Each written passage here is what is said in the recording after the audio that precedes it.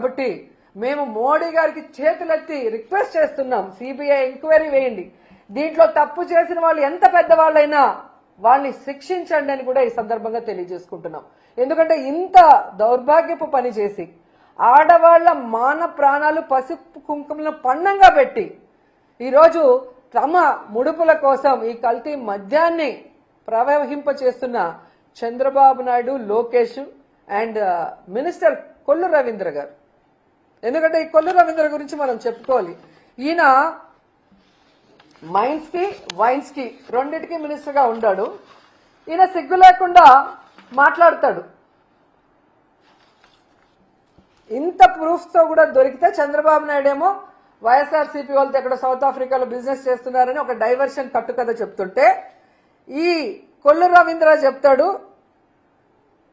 ఈ కల్తీ మద్యం తయారు చేసింది మేం కాదు, వైఎస్ఆర్సీపీకి చెందిన వాళ్ళు అని. నేను సూటిగా అడుగుతున్నాను కొల్లు రవీంద్రని, చంద్రబాబు నాయుడిని, లోకేష్ని, వైఎస్ఆర్సీపీ వాళ్ళు 16 నెలలుగా కల్తీ మద్యం చేస్తుంటే మీరు గాడిదలు కాస్తున్నారా?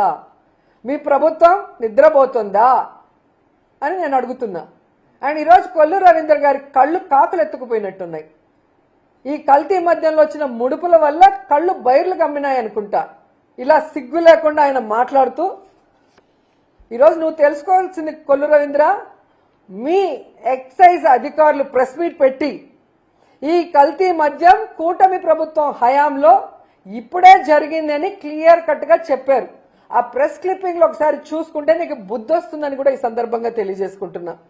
ఎందుకు కొల్లు రవీంద్ర గురించి మాట్లాడాల్సి వస్తుందంటే ఈయన పైకి చాలా గొప్ప వ్యక్తిలాగా మాట్లాడుతున్నాడు, చేసిన తప్పులు సరిదిద్దుకోకుండా. ఇటు వైన్స్ లో అటు మైన్స్ లో ఈ రాష్ట్రాన్ని గుండు కొరిగిచ్చేస్తున్నాడు. ఎందుకంటే నగిర్లో మేము చూస్తున్నాం, కొండలు కొండలు కరిగిపోతున్నాయి. ఈడు ఒక దొంగ ఉన్నాడు ఎమ్మెల్యేగా, కొల్లు రవీంద్ర అండతో ఇక్కడ వీడు కాన్స్టిట్యున్సీకి రాడు, ప్రజలకి పని చేయడు, ప్రజలకి వెల్ఫేర్ ఇవ్వాలన్న ఆలోచన లేదు.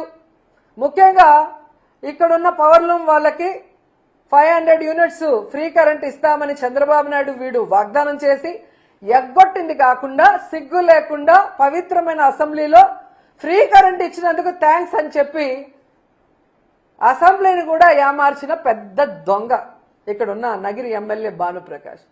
సో ఈ కొండలన్నీ కరిగించి ప్రజలు ఈరోజు నోరు కొట్టుకుంటున్నారు, ఇలాంటి వాడిక మేము ఓటేశామని.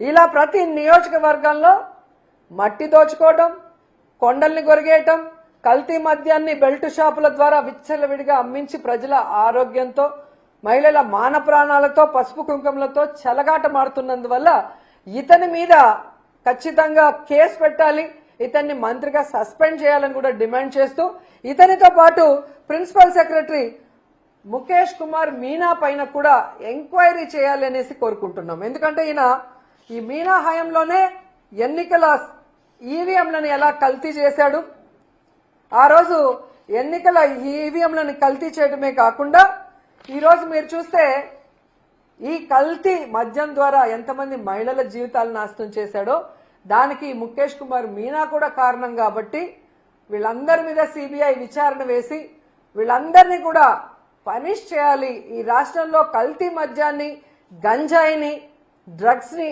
అరికట్టాలి అని చెప్పి మేము మోడీ గారిని చేతులెత్తి నమస్కరించి వేడుకుంటున్నాం. ఎందుకంటే ఇది ఆడవాళ్ల జీవితాలకు సంబంధించిన విషయం, ఇది ఆడవాళ్ల పసుపు కుంకుమలకు సంబంధించిన విషయం, ఇది ఆడవాళ్ల తాలిబొట్లకు సంబంధించిన విషయం, ఇది ఆడవాళ్ల మాన ప్రాణాలకు సంబంధించిన విషయం. మోడీ గారు ఖచ్చితంగా మీరు మంచి నిర్ణయం తీసుకొని సిబిఐ ఎంక్వైరీ వేయిస్తారు, ఆడవాళ్ళని కాపాడతారు, ఆడవాళ్లకి అండగా నిలబడతారని చెప్పి మనస్ఫూర్తిగా నేను కోరుకుంటున్నాను.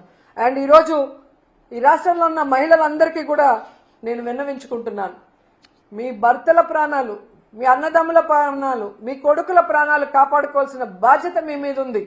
మీకోసం వైఎస్ఆర్ కాంగ్రెస్ పార్టీ మొత్తం మీకు అండగా నిలబడుతుంది. రేపు రాష్ట్ర వ్యాప్తంగా ఈ కల్తీ మద్యం మీద ఎక్సైజ్ ఆఫీసుల ముందర ధర్నా చేస్తున్నాం. మీరందరూ కూడా వచ్చి కలుసుకోండి. ఈ